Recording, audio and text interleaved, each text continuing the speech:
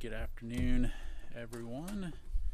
Just a few things to pass along here at the top, and then we'll get right to your questions.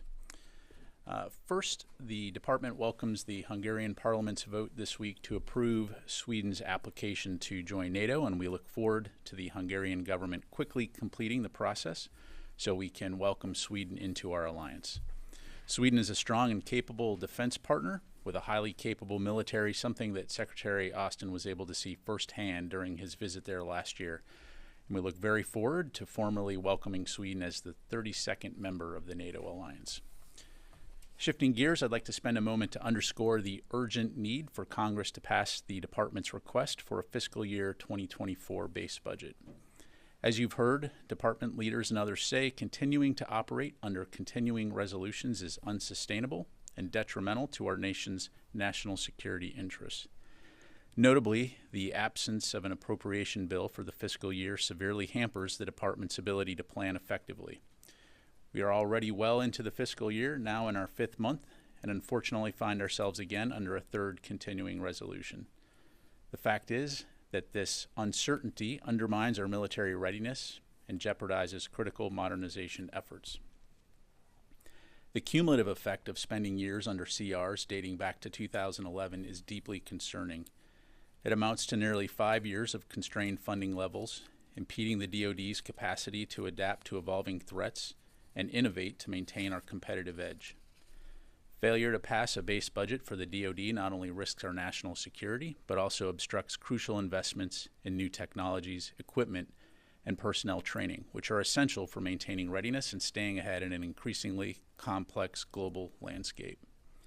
In light of these pressing concerns, the department will continue to work closely with Congress and urge them to act now to pass a base budget for the Department of Defense for fiscal year 2024. The bottom line is that a full-year appropriation is crucial for safeguarding our nation's security and ensuring our military remains prepared to meet the challenges of the 21st century. Separately, earlier today, the Director of the Army National Guard, Lieutenant General John A. Jensen, announced an aviation safety stand-down for all Army National Guard helicopter units to review safety policies and procedures following 2 recent helicopter incidents. 2 separate crashes of AH-64D Apache helicopters in Utah on February 12 and Mississippi on February 23, respectively, drove the decision to ground all helicopters for safety reasons. In the order, which went into effect on Monday, Lieutenant General Jensen said, quote, "Safety is always at the top of our minds. We will stand down to ensure all of our crews are prepared as well as possible for whatever they're asked to do," end quote. For more information, I'd encourage you to reach out to the National Guard Bureau. And switching to exercise updates, 2 U.S. Africa Command exercises started yesterday, both of which run through March 8. Justified Accord 2024 is U.S. Africa Command's largest exercise in East Africa, which is led by U.S. Army Southern European Task Force Africa and hosted in Kenya. This year's exercise will incorporate approximately 1,000 personnel and units from 23 nations. Additionally, Exercise Cutlass Express 2024, conducted by U.S. Naval Forces Africa, will take place in the vicinity of Kenya, Seychelles, and Djibouti. U.S. forces will work alongside participating nations to improve combined maritime law enforcement capacity, promote national and regional security in East Africa, and increase interoperability between the U.S., African, and multinational partners. And for more information, I'd refer you to U.S. AFRICOM Public Affairs. And sticking with exercises, this week in Thailand, approximately 4,500 service members commenced the 43rd iteration of the annual Theater Security Cooperation event known as Joint Exercise Cobra Gold. Cobra Gold is the largest joint exercise in mainland Asia and a concrete example of the strong alliance and strategic relationship between Thailand and the United States, as well as an example of the strong cooperative relationship with other allies and partners participating in the exercise. For more information, please reach out to U.S. Indo-PACOM. And in other Indo-Pacific related news, on Friday, Deputy Assistant Secretary of Defense for China, Taiwan, and Mongolia, Dr. Michael Chase, met with Brigadier General D. Gong Huyak, State Secretary of the Mongolian Ministry of Defense, at the Pentagon for the annual bilateral defense framework. Both officials reaffirmed their commitment to the U.S.-Mongolia bilateral defense relationship and agreed to advance defense cooperation on shared interests to support a free and open Indo-Pacific region. And finally, the department would like to congratulate the U.S. Marine Corps. This past Friday, February 23rd, following a rigorous 2-year audit pilot, and for the first time in DoD history, the Marine Corps received an unmodified audit opinion, the highest audit opinion that can be achieved, or more simply stated, they passed their audit. The 2-year audit pilot provided time for the Marine Corps to stabilize its new accounting system and inventory assets at Marine Corps bases and stations across the globe. We celebrate the tremendous success the Marine Corps achieved in receiving the first clean audit across all military branches, and these results bring the department one step closer to achieving an overall clean report. With that, be happy to take your questions. We'll go to Associated Press, Tara Cobb. Thanks, General Ryder. Going to Ukraine, are there any other options for the U.S. to provide additional weapons to Ukraine at this point? Or is it because the replenishment money is out that there simply isn't anything else that can be sent? Well, Tara, the bottom line is, we're going to continue to look at ways that we can support Ukraine in their fight for freedom and to preserve their sovereignty. Obviously, funding to be able to provide them with vital ammunition and capabilities is critical, and so we'll continue to work with Congress in that regard.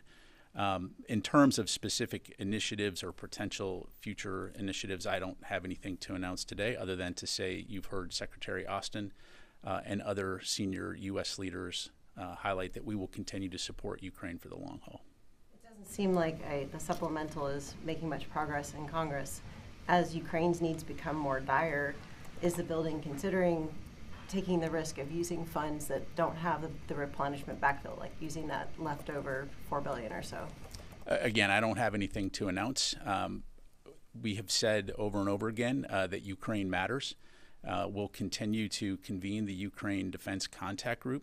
We'll continue to work closely with international allies and partners to ensure that we can meet Ukraine's most urgent security assistance needs. And then importantly, continue to work with Ukraine on its future defense needs as well. But again, I don't have anything further to announce. Okay. Quiet group today. Yes, sir. Thank you so much, General. I have 2 questions. First of all, each time Secretary Austin called with his Israeli counterpart, he asked to prevent the situation at Lebanon border from escalating. So yesterday we saw that Israel strike deeper into Lebanon in Bekaa Valley. Do you have concerns of any potential for further escalation at the Lebanon border because of that? Well, I think we've been very clear from the beginning of this conflict that we've been concerned about potential escalation on the border. And so this, as you highlight, this is a topic of discussion frequently between the Secretary and his Israeli counterpart. And so that's something that we'll continue to stay focused on. I don't have any specifics in terms of Israeli operations. I'd refer you to them to discuss that. But no one wants to see the conflict between Israel and Hamas in Gaza widen into a broader regional war. Okay, second question, General. Yesterday we heard from the President that he hopes to have a deal to cease fire in Gaza by Monday. So how confident are you about that as DOD? And from your view, how is it important to have a deal in these days for the stability, not just in Gaza, but for the whole of the region? Yeah, well, thank you. As it relates to those negotiations, I'd refer you to the White House. Really not my place to discuss them, other than to say again, what we've been focused on here is the protection of U.S. citizens and service members in the region, on supporting Israel and its inherent right to defend itself from future and current terrorist attacks, as well as supporting efforts to release the hostages that Hamas took. And then again, as I highlighted earlier, preventing a wider regional conflict from occurring. So that continues to be the DoD focus, and I'll just leave it there. Thank you very much. Let me go to the phone here. Idris from Reuters. Hey, 2 quick questions. Firstly, do you have an update on the Secretary's health? Has he been back to the hospital? Has he been into the Pentagon every day since your last readout? And secondly, there have been some sort of speculation that the Houthis may have damaged some undersea cables in the Red Sea. Is that accurate? And do they even have the capability to do that? Yeah, thanks, Idris. The secretary is doing well. Continues to recover. He has not been back to the hospital since the previous visit that we read out. So appreciate your interest and obviously we'll keep you updated on his health status.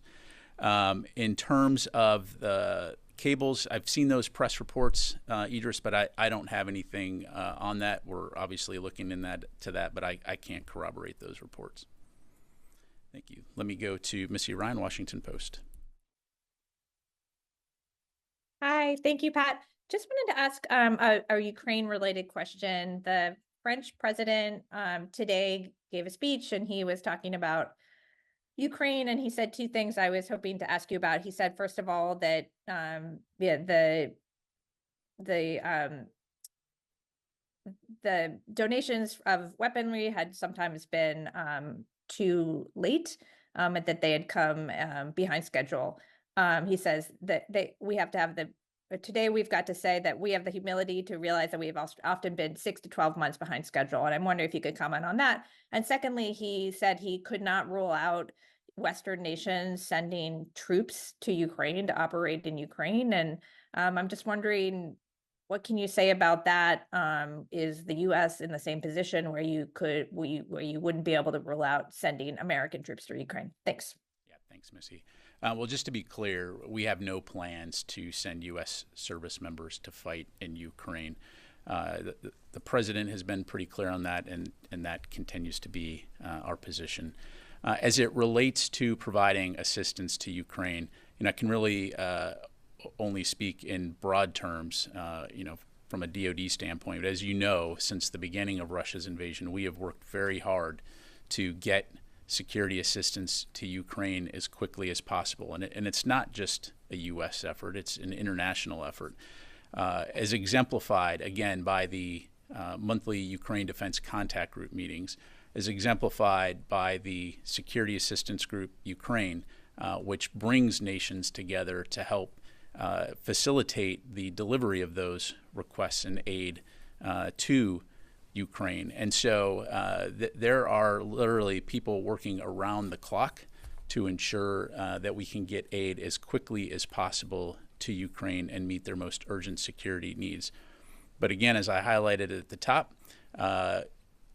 nothing gets done without funding. And so right now, we will continue to work closely with Congress and continue to urge them to pass not only the supplemental request to ensure that we can provide Ukraine with the assistance they need, but also to pass a base budget, the 2024 fiscal year base budget, so that we can continue to fund urgent priorities throughout the department. Thank you. All right, let me go to Jeff Shogel, Task and Purpose. Thank you. Is there any timeline for how long all National Guard helicopter units will be grounded? And also, do you have an update of when the Ospreys might be coming back into service? Thank you. Thanks, Jeff. I do not have an update on the Ospreys. In terms of the National Guard stand down, that's really a question for them to address. My understanding is that when units have completed their safety stand down, they'll be permitted to fly again. But that's probably better addressed by the National Guard Bureau. Thanks. Come back to the room. Constantine. Thanks, Pat. Sticking with the Army for a second, I mean, the Army has had a series of deadly helicopter crashes. There's been a pattern of them. This is the second safety stand down I think they're doing in the span of a year. Does the Office of the Secretary have any concerns about the Army's aviation program? Well, look, broadly speaking, safety is something that we're always going to be concerned about and take seriously. And I think, not just in the Army, but in every service, you will see senior leadership making safety a priority, as evidenced again by the fact that the National Guard Bureau recognizes, hey, we need to take a moment here to stand down, review safety procedures and processes, and make sure we can look each other in the eye and go out there and do our mission safely. So the Secretary is confident in the service secretaries and chiefs and their leadership in terms of addressing safety concerns. Is there any plans to have a safety and review or anything like that at the Pentagon level? Nothing at the Pentagon level. Again, the services organize, train, and equip forces. The combatant commands operate those forces. Certainly from the DoD level, we provide policy. But again, safety and risk management are something that on every single day is taken seriously throughout the force. Thanks. Laura. Thank you. A couple on Secretary Austin and then one on Ukraine. Is Secretary Austin able to travel right now? And then also, can you clear up, does he still have cancer right now, or does he not have cancer anymore? I'd refer you back to what we provided earlier in terms of what his doctors have said, that he has an excellent cancer prognosis, so I'll just refer you back to that. And then in terms of travel, I don't have any international travel to announce right now. Clearly, the fact that he travels from home to work every day indicates that, yes, he can travel. Is he under any restrictions in terms of travel? Not that I'm aware of. Again, my understanding is, he continues to have some physical therapy due to lingering leg pains, but again, he's recovering well, and he's been working from the Pentagon every day. And then on Ukraine, is it the Pentagon's assessment right now that Ukraine needs additional long-range weaponry? Well, we just convened the Ukraine Defense Contact Group, which again provided an opportunity to look at all of Ukraine's needs, both near-term and long-term. And I would say that the top priority continues to be air defense capabilities. And so that's something that we, along with the international community, have been working very actively on to ensure that they have those capabilities. What about long-range weaponry? Look, they obviously need all types of capabilities. We have provided them with some long-range capability, but we'll continue to actively communicate with our Ukrainian partners in terms of what their battlefield needs are. Thanks. Ashley. So 2 questions on the Red Sea. First, in terms of the undersea cables, I know that you said you can't confirm it yet, but what responsibility does the DoD have to protect those cables? And then secondly, on Saturday, there was the 3rd round of joint strikes with the U.S. and U.K. We've also saw that there was a couple minor strikes from Central Command forces. What is the DoD's rating of its effectiveness right now in degrading the Houthis' ability to strike ships in the Red Sea? Yeah, thanks. And sorry I got your name wrong, Heather. So in terms of the cables, again, I just don't have anything to corroborate those reports. In terms of commercial cables that are around the world. And so I don't want to get into hypotheticals in terms of what we may or may not do as it relates to cables globally.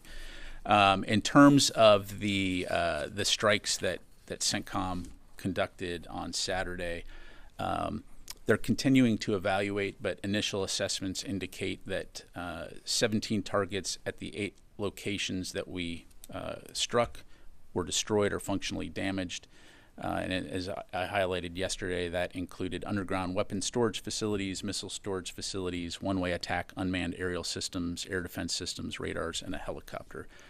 So more broadly speaking, since the first coalition strikes on January 11, we assessed that we've destroyed or degraded at this stage more than 150 missiles and launchers, including anti-ship land attack and surface-to-air missiles, plus numerous communication capabilities, UAVs, unmanned surface vessels, coastal radars, air surveillance capabilities, rotary wing aircraft, underground facilities, to include weapon storage areas and command and control buildings. So degrading and disrupting a significant amount of capability. Just to quickly follow up, in terms of what we're seeing, do you think that this means that we might see a week-long pause in what their ability to hit ships, or should we expect that they're going to be firing, today, tomorrow, next couple days? Yeah, again, I'm not going to try to predict the future. We've stated what our goals are, which are to safeguard international shipping and preserve freedom of navigation, and that's what we'll continue to be focused on. Clearly, we do not want escalation. We're not looking for conflict. We're simply looking to save lives and livelihoods in this region. Sir. Thank you. PBR question, could you give us an update on whether the rollout of that budget request, is it all contingent on the passing of a full appropriations for FY24? You're talking about the FY25 budget rollout? I don't have anything for you on that right now. Obviously, we'll keep you updated. We'll keep you updated on that front. So, second question on Ukraine. Could you just give us an update, speaking of updates, on the delivery of F-16s and the coalition that's providing those? Any timelines too? Yeah, I don't have any timelines to provide. As you know, there is a air capability coalition that the the United States is co-chairing that is looking at how to provide Ukraine with that air combat capability. And so we do project again that F-16s will be delivered this year, but I don't have any further details to provide at this stage. So again, we'll keep you posted. Natasha. Thanks, General Ryder. Back in October, Central Command announced that it was going to be transferring thousands and thousands of rounds of ammunition that was seized from the Iranians to the Ukrainians. And I'm just wondering if there are any more of those kind of interdictions that are then going to be transferred to the Ukrainians given the shortages that they're facing. Is that one option that is under consideration to kind of do that more frequently?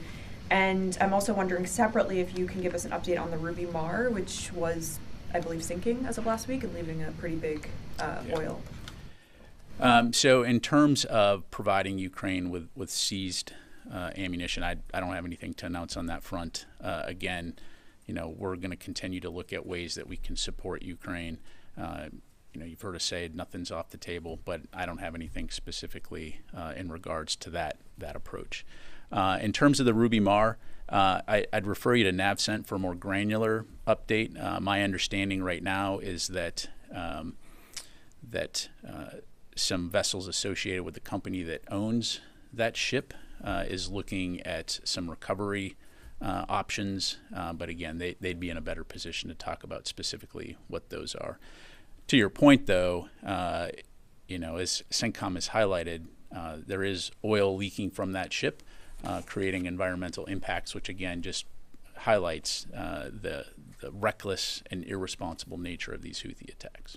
Thanks. All right. Last question. Yes, ma'am.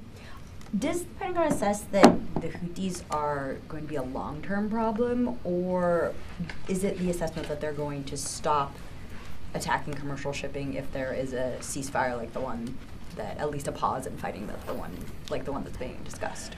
Yeah, look, I mean, that's really a question for the Houthis to answer in terms of what their motivation is going to be and in terms of internal decision making. We are focused on preserving freedom of navigation. We're focused on saving lives and livelihoods in the region as it relates to the international challenge that these attacks have presented. And so, as I highlighted, we're not seeking any type of escalation. We're not seeking to go into a conflict with the Houthis. What we're simply seeking to do is ensure that international mariners can transit this vital waterway safely and securely in accordance with international law. It's a freedom of navigation issue, and importantly, it's also a health and economic issue, especially for those in the region. And what we've seen these attacks do is essentially, contrary to their stated aims, the Houthis are wrecking their own neighborhood with their indiscriminate attacks, which harm Middle Eastern economies, cause environmental damage, threaten the fishing industry, coastal communities, and imports of food supplies. Thank you. And then finally, before we close out, I'd like to welcome our guest from American University. Is that right? All right, welcome. You guys will be up here on Thursday briefing. So, okay. All right. Thanks very much, everybody. Appreciate it.